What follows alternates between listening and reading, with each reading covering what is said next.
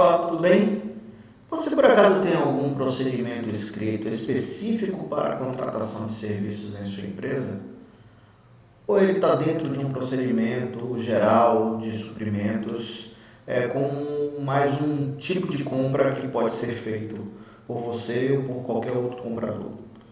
Se não existe esse procedimento específico para contratação de serviços, hoje eu vou te dar algumas dicas de como montar um procedimento como esse, ou até como você separar os procedimentos que hoje existem para a contratação de serviços e para compras de um modo geral, né? Ou até incorporar esse procedimento para a contratação de serviços dentro do seu procedimento de compras, de uma forma mais completa, de uma forma que fique mais compreensível para os usuários em relação às regras para se contratar um serviço dentro da empresa, tá certo? O que eu vou falar aqui não é nenhuma verdade, pode ser que na sua empresa você tenha algo melhor, mas isso daí reflete um pouco da experiência com que eu tenho dentro dessa área de serviço já de alguns anos, e coisas que de repente funcionam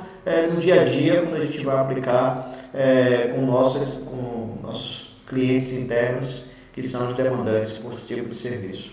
Meu nome é Marcelo Dantas, sou do canal Marcelo Comprador, e agora eu vou começar a explicar para vocês como você montar seu próprio procedimento de outsourcing dentro da sua empresa, tá ok? Então vamos lá. A primeira coisa que precisa ser feito dentro desse procedimento é definir o objetivo dele.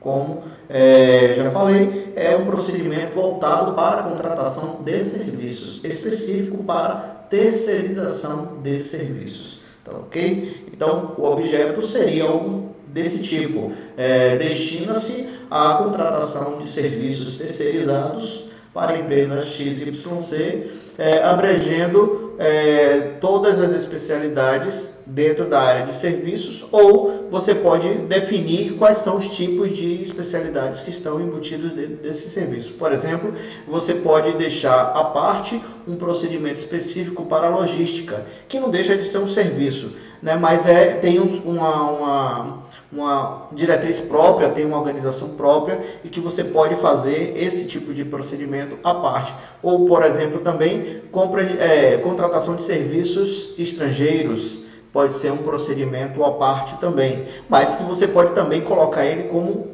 adendo dentro do procedimento de outsourcing. Então, são várias formas que você pode definir. Mas, basicamente, vamos falar de serviços de uma forma geral. Serviços que você está mais acostumado a lidar no seu dia a dia, tá certo? Sem entrar no mérito se é um serviço de logística, se é um serviço internacional, ou serviços do dia a dia mesmo, e que envolve facilities, que envolve manutenção, que envolve produção, que envolve engenharia, que envolve QSSMA, né? Enfim, diversos outros tipos de serviços que são serviços utilizados no dia a dia da sua empresa, tá certo? Então, o primeiro passo é definir o objetivo desse procedimento. O segundo passo é definir as responsabilidades desse procedimento. Quem são os responsáveis? Quem são as áreas que vão se utilizar desse procedimento para seguir as orientações que foram passadas, as diretrizes que foram passadas pela organização, tá? Uma norma ou procedimento normalmente deve ter o aval, né, uma aprovação da diretoria da empresa, da gerência, da alta gerência da empresa. Então, esses procedimentos, normalmente eles vêm já definidos ou pré-definidos dessa alta diretoria, mas obviamente alguém tem que redigir isso daí. Se não existe algo parecido para a sua empresa, é uma oportunidade de você apresentar esse procedimento, essa sugestão de procedimento, para que seja submetida à autoavaliação, para que os responsáveis por definir as diretrizes da empresa possam avaliar e definir se essa realmente é uma boa opção de você estar utilizando esse procedimento, tá? Então, no campo de responsabilidades, na verdade, você vai definir quais são as interfaces que vão se utilizar desse procedimento no seu dia a dia. Por exemplo, a primeira responsabilidade será atribuída, obviamente, à área de compras, à área de suprimentos, à área de contratação de serviços, né? A área de terceirização de serviços. Então, essa área, ela tem a responsabilidade por receber as demandas dos usuários, tratar essas demandas, fazendo as cotações, prospecção de fornecedores, enfim, todo o processo de compras, né, até a entrega final, que é um contrato, um pedido de compras para o usuário, tá? E falando de usuário, quais são as atribuições do usuário? O usuário pode ser qualquer área que demande um serviço, que tenha demanda por um tipo de serviço. Tá? Então, uma área de facilities, uma área de engenharia, uma área de manutenção, eles são demandantes de serviços. Então, eles são os usuários que têm a atribuição de entregar para vocês ferramentas para que vocês desenvolvam o processo de compras. Ou seja, pode ser um memorial descritivo, pode ser um escopo técnico mais simplificado, pode ser uma planilha de composição de custo, ou uma planilha de preços unitários mais simplificada, uma planilha específica, uma lista de materiais, desenhos, enfim, todos os documentos necessários para que você starte o processo de compras. Então, esse usuário tem por atribuição fornecer essas informações para o comprador e também, após a finalização do processo de compras, ele é responsável pela administração ou gestão desse serviço que foi contratado. Então, a responsabilidade, após a emissão de um pedido de compra, após a emissão de um eventual contrato, é do gestor, que é o usuário, que foi demandante do serviço, ou responsável pela área demandante do serviço, que vai ter a responsabilidade por fazer a gestão desse contrato. E o que é a gestão desse contrato? A gestão é justamente ele observar quanto ao cumprimento das atividades que estão sendo executadas de acordo com aquilo que foi pré-definido no escopo, no memorial descritivo, que foi solicitado, evidentemente. Se o fornecedor ele está cumprindo com suas obrigações trabalhistas, ele tem que também, o gestor tem que ter a responsabilidade de acompanhar pelo menos isso. Pode ser que a gestão específica de verificação dessa documentação não esteja diretamente na atribuição do gestor, mas ele tem a responsabilidade por estar acompanhando se essas obrigações estão sendo cumpridas. E aí verificar com a área que eventualmente esteja responsável por fazer a gestão dessa documentação. Ou seja, uma área financeira, seja uma área de controladoria, ou seja uma área de gestão de riscos, gestão de fornecedores, ou a área de RH, por exemplo, pode também ser responsável pela gestão dessa documentação, ou a própria área de suprimentos, que pode dar um suporte nesse tipo de coisa, não necessariamente sobre a responsabilidade da área de suprimentos, mas de repente dando um apoio na interface com fornecedores, enfim.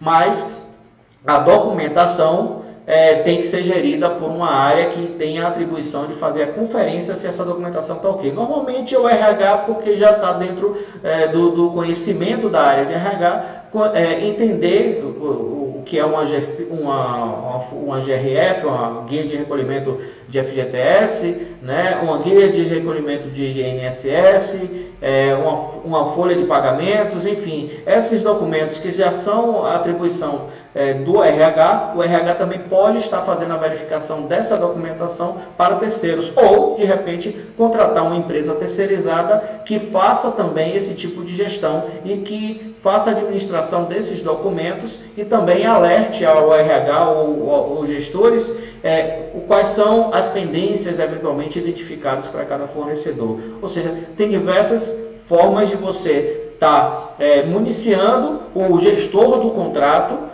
para que ele tenha informação se realmente há regularidade na prestação de serviço, como nas obrigações trabalhistas, previdenciárias, fiscais, enfim, da empresa, para que não traga nenhum tipo de outro problema futuro para o contratante, tá certo? Então isso é de extrema importância e também é uma das atribuições do gestor do contrato. Outra coisa é verificar também, fazer o acompanhamento mensal ou periódico em forma de avaliações avaliação quanto ao cumprimento do serviço, quanto às questões de saúde, segurança, meio ambiente, qualidade dos serviços, todas as informações, se está sendo cumprido realmente os treinamentos, o programa de treinamentos da empresa, se são áreas específicas que são contratadas para determinados terceiros, tem que saber se ele tem um programa de treinamento previsto para eles, conforme legislação, a depender do tipo de serviço que ele executa. Por exemplo, se ele trabalha,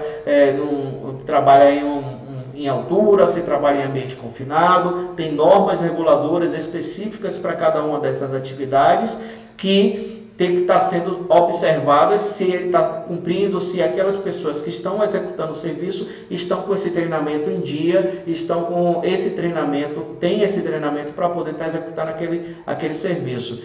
E o treinamento de integração até na própria empresa, para ver se está regular, para ver se as informações que foram fornecidas antes de ele iniciar o serviço estão regularizadas dentro do sistema. Ou seja, isso também é uma atribuição do gestor estar verificando se esse fornecedor realmente ele cumpriu todos os requisitos e vem cumprindo todos os requisitos para manter os seus funcionários, seus colaboradores com a documentação, com as informações todas em dia dentro da execução do serviço, para que não gere nenhum tipo de outro problema para a empresa.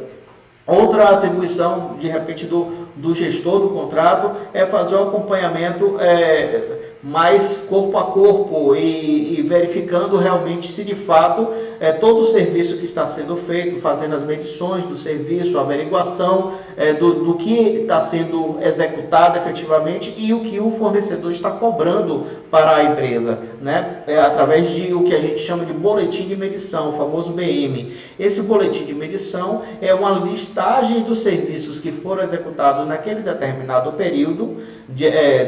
Normalmente a medição, a aferição é mensal, né? Pode ser quinzenal também, a depender de como foi definido no contrato, ou pode ser ao término do contrato, ao término do serviço, que pode estar sendo verificado, e esse fornecedor ele envia para o gestor o BM, o boletim de medição, para verificação, e o gestor faz esse acompanhamento a cada vez que ele emitir essa medição, para ver se realmente aquilo que está sendo informado dentro daquele boletim está de acordo com o que efetivamente foi executado na obra, né? Verificação também dos relatórios diários de obra, verificação dos cartões de ponto do pessoal, para ver se realmente aqueles que estão apresentando ali como se executaram o serviço naquele dia, naquela data, corresponde. Isso daí é um tipo de documentação que normalmente é assinado dia a dia pelo gestor do serviço, pelo fiscal do serviço, eventualmente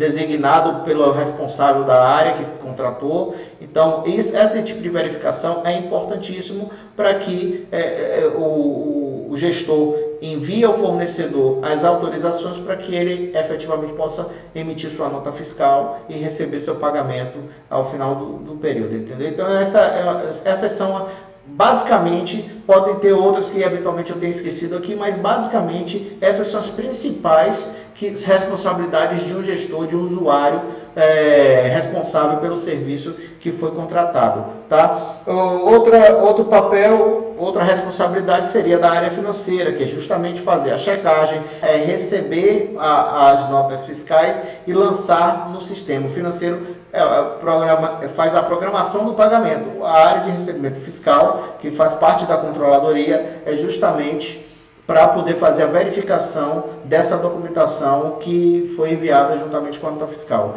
Após feito isso, eles lançam a nota no sistema e aí sim o financeiro verifica esse lançamento e programa o pagamento, tá certo? Então essa é a atribuição principal da área financeira. A área de controladoria, que envolve também a área fiscal, a área de recebimento, é outro responsável que faz parte dentro desse procedimento, cuja atribuição, se eles estão recebendo as notas fiscais juntamente com as guias que foram solicitadas, ou eventualmente a nota fiscal, juntamente com o boletim de medição aprovado pelo gestor, se está sendo entregue, se foram feitos os recolhimentos, ou se a empresa vai ter que fazer esses recolhimentos, se está destacado em alguma informação, se a empresa é optante do Simples, se não é, ou seja, é a verificação do que está sendo informado na nota fiscal e o que está acompanhando a nota fiscal, para ver se está de acordo com o que está previsto em contrato, para que eles possam efetivamente lançar a nota no sistema e programar para pagamento ao fornecedor. Que mais?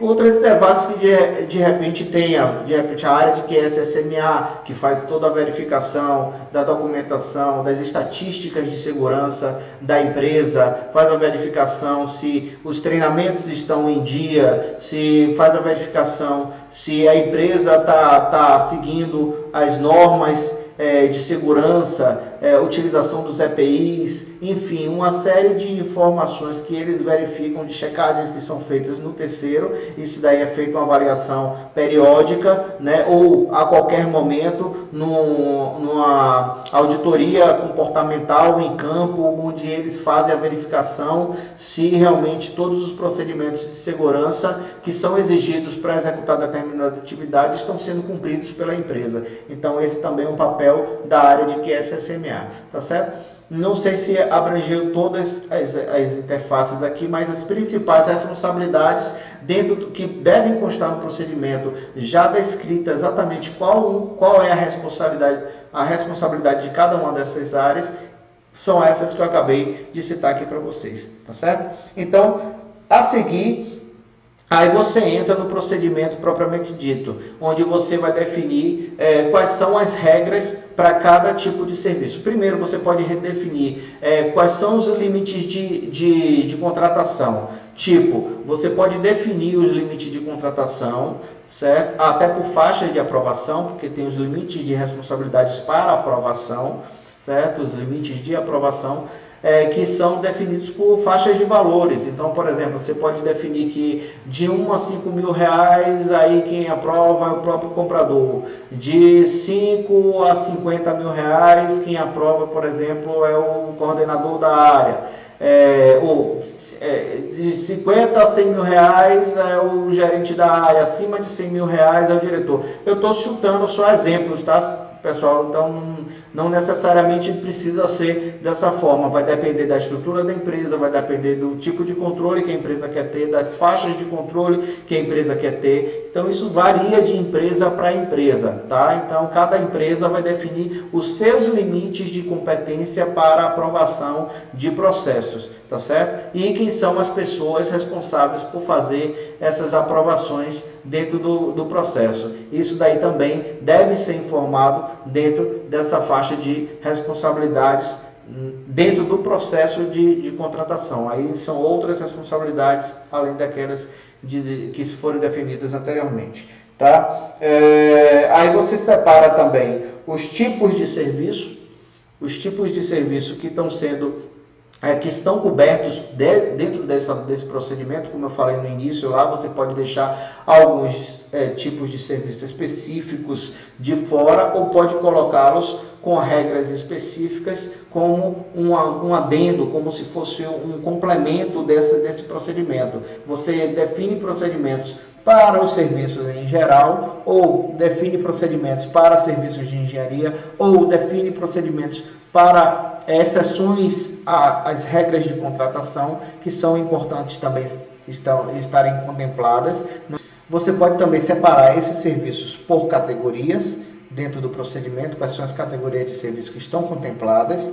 Você pode selecionar esses serviços por porte, né? Pode já estar discriminando dentro do procedimento quais são as faixas, os portes dos serviços e quais são as exigências para cada um desses portes de serviço, porque se for um serviço de pequeno porte, de baixa complexidade, pode ter uma série de exigências específicas para aquele serviço de baixa complexidade. Se for um serviço de média complexidade, podem ter outras exigências dentro desse tipo de serviço. E se for um serviço de grande porte, pode ter exigências mais rígidas, mais completas, mais complexas, que precisam ser consideradas na hora de você montar esse seu procedimento. Então é importante que você também defina por porte de serviço, além da categoria de serviço, né, que fica mais, você pode segmentar entre tipos de serviço específicos, se for serviço de locação, se for serviço na área de engenharia, se for serviço na área de manutenção,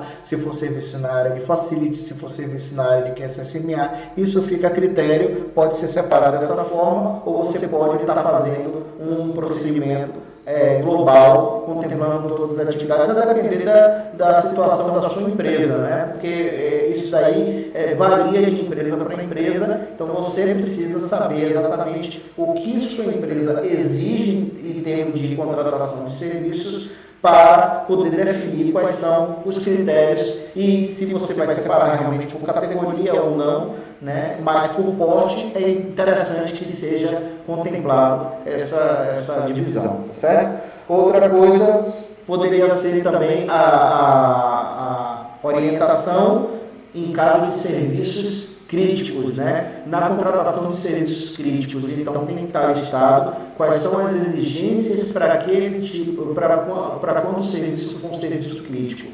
E voltando aqui em outros vídeos que eu já gravei, onde eu expliquei o que é serviço crítico, mas vou novamente resumir para vocês. O serviço crítico é aquele que impacta diretamente no processo, na qualidade do processo, na segurança do processo, todo aquele serviço que é essencial, impacta diretamente no negócio da empresa, no processo da empresa, o que é que está sendo desenvolvido ali. Então, aquilo ali é um serviço crítico. Se não for executado dentro de uma série de regras e de procedimentos específicos para aquele tipo de serviço, você corre riscos. Então, para minimizar esses riscos, aí você classifica ele como crítico e você determina quais são os itens, as exigências que precisam ser cumpridas para aquele serviço ser executado, tá certo? Então, esses também precisam ser discriminados dentro do procedimento. Então, o procedimento informações específicas, regras específicas para a contratação de serviços de uma forma geral, para serviços críticos, para serviços como definir prioridades de serviço e como também definir as exceções de serviço, ou seja, aqueles serviços que precisam, que não necessariamente precisam seguir todos os trâmites dentro do seu procedimento. Então, algumas exceções podem ser permitidas, e aí você vai listar quais são essas exceções, por exemplo, serviço abaixo de R$1.000, né? Um serviço que é virtual, um serviço que seja inferior a R$1.000, um serviço que é de baixíssima complexidade, né? Tipo, você contratar um serviço de chaveiro eventualmente, então é um tipo de serviço que não necessariamente precisa seguir toda uma regra para se fazer. Então, você contrata esse serviço, você paga diretamente através de um pedido, ou através de uma nota de débito, ou através de uma prestação de conta, ou através de um caixa que a área de repente tenha para poder executar isso daí. Então, isso daí poderia estar sendo coberto por regras específicas de exceção, tá certo? É um exemplo de exceção que a gente poderia citar aqui, tá bom? Então, os serviços de um modo geral, você vai definir regras. E que regras seriam essas?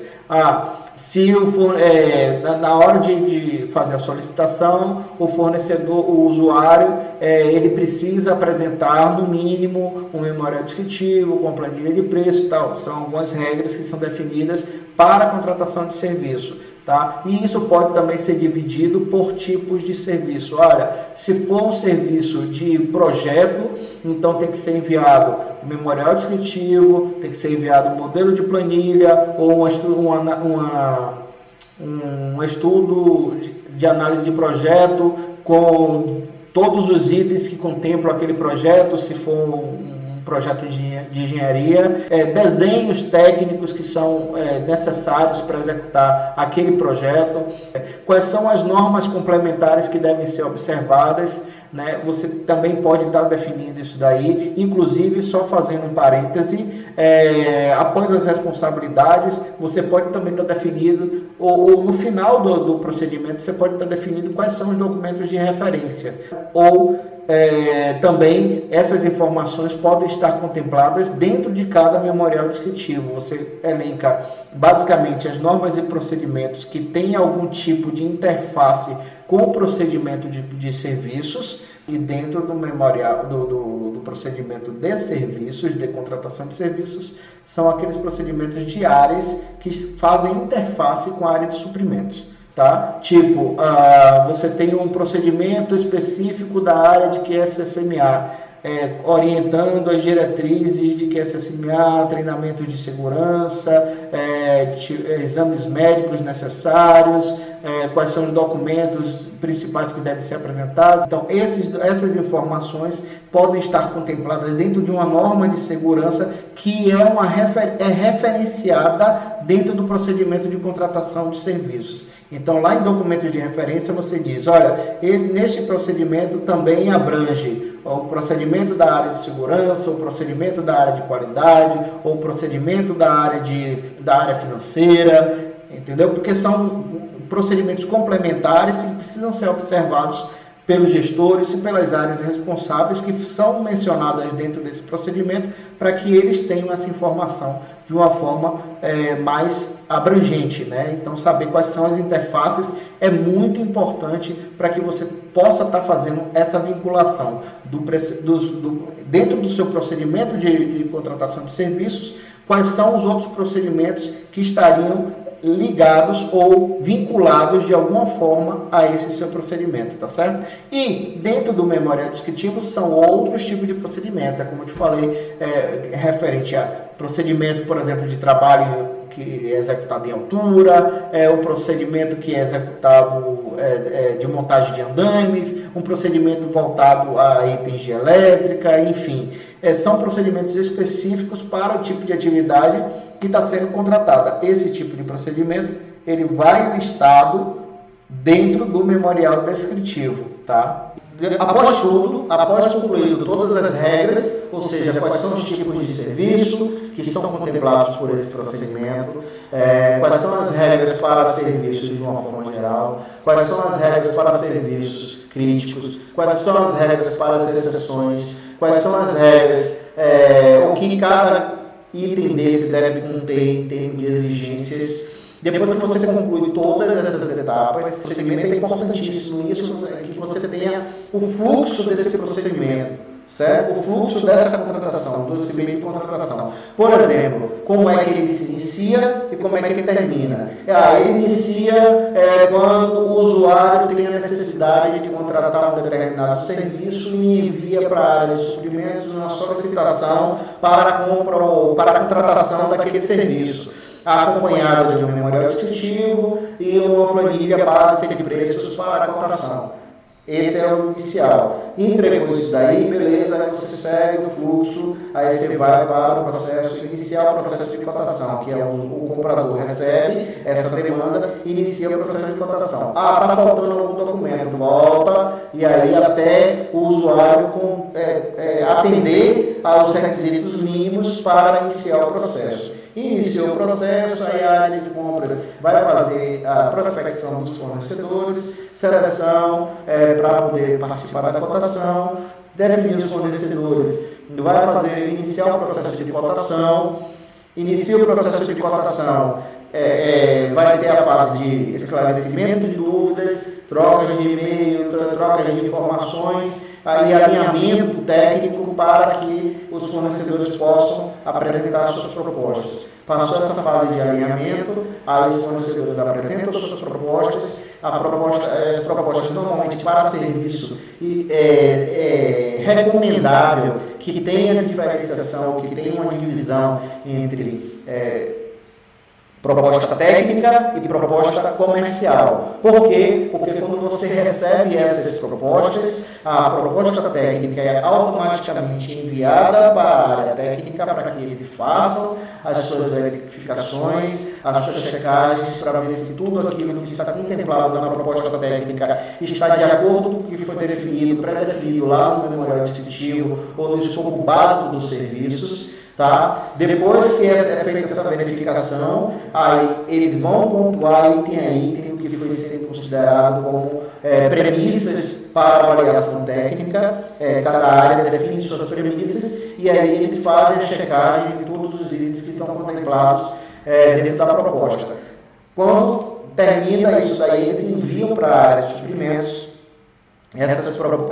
um documento chamado PATEC, um parecer técnico, uma folha técnica dizendo resumidamente quais são as empresas que foram classificadas naquela avaliação técnica, porque não necessariamente todas as empresas que participaram do processo, eles seguem no processo. De repente tem algumas empresas que não atenderam tecnicamente, mesmo após os esclarecimentos, quando enviaram a proposta, enviaram faltando uma série de informações e de repente essas empresas foram desclassificadas naquele momento da avaliação técnica. Então só seguem no processo aquelas que cumpriram todos os requisitos solicitados dentro do memorial descritivo, dentro da proposta técnica, contemplaram aquilo tudo que foi exigido no memorial descritivo. Considerando essas informações, essas empresas elas seguem o processo e aí a área de compras, nós compradores, chegamos e fazemos, anexamos a tabulação de dados somente das empresas classificadas, tá, com os preços, com as faixas de preço, com a lista de preços que foi adquirida pelos fornecedores em cima daquela proposta que foi solicitada, certo? Então a gente encaminha esses preços para a área técnica para que eles avaliem, porque lá já vai dar a recomendação da empresa que teve a melhor pontuação ponderada, técnica e comercial, e uma recomendação para a contratação com base nesses critérios que foram avaliados. Tá? E a área técnica vai dizer, não, tudo bem, negocie com fulano, com empresa X e empresa Y, ou empresa X, Y e Z, ou apenas com a empresa X. Tá? É critério da área técnica a depender do que foi considerado na ponderação das propostas, porque às vezes pode ter diferenças de preços que não vale a pena a gente seguir com mais de uma empresa no processo na fase final. Uma empresa de repente que teve a melhor pontuação técnica e comercial, a melhor ponderação e tem uma diferença muito grande da segunda colocada, então a gente já direciona para poder negociar diretamente com essa empresa. A diferença é muito pouca entre a primeira e a segunda colocada, vamos negociar entre as duas. Entre a primeira, segunda e terceira e assim sucessivamente, tá?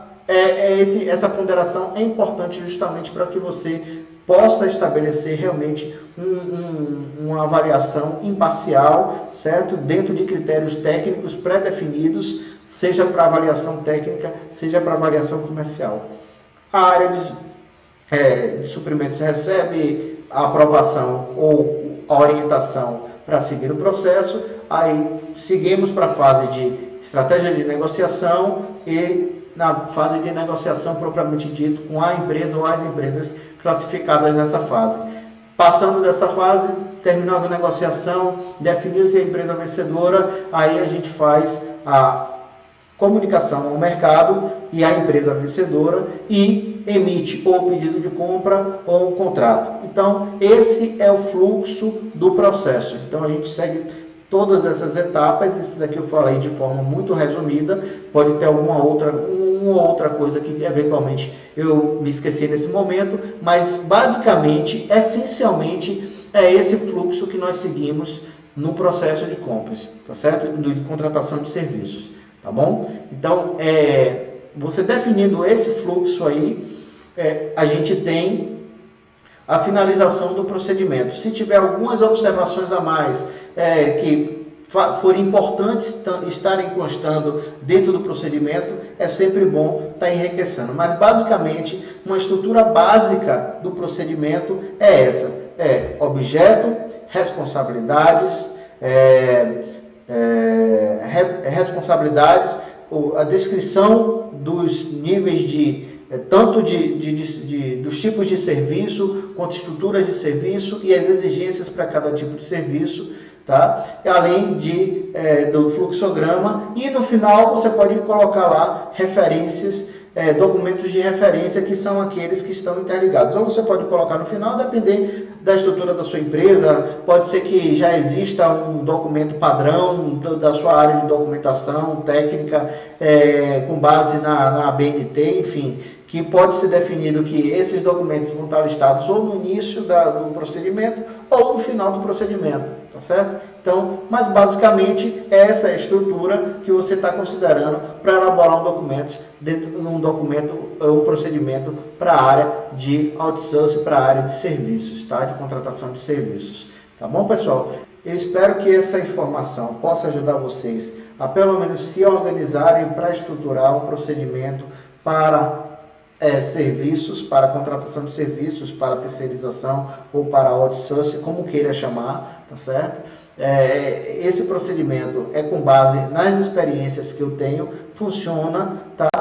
Pode não ter sido de uma forma mais completa aqui, claro, porque cada empresa tem uma estrutura diferente, então não valia a pena eu listar todas aquelas exigências que são feitas no âmbito industrial, quando quem está assistindo esse vídeo de repente não trabalha no segmento industrial, pode trabalhar no shopping, pode trabalhar no hospital, pode trabalhar numa clínica, pode trabalhar num supermercado, pode trabalhar, enfim, no varejo de uma forma geral. Então, como podem existir diversas áreas de atuação, eu não quis entrar muito no detalhe das regras, mas a estrutura basicamente é o que a gente está se prendendo aqui, está fazendo questão de enfatizar para que vocês tenham ideia de como montar esse procedimento e que possa seguir aí dentro da sua empresa, tá certo? Isso é de vital importância para que as regras sejam definidas e de vital importância de que as áreas envolvidas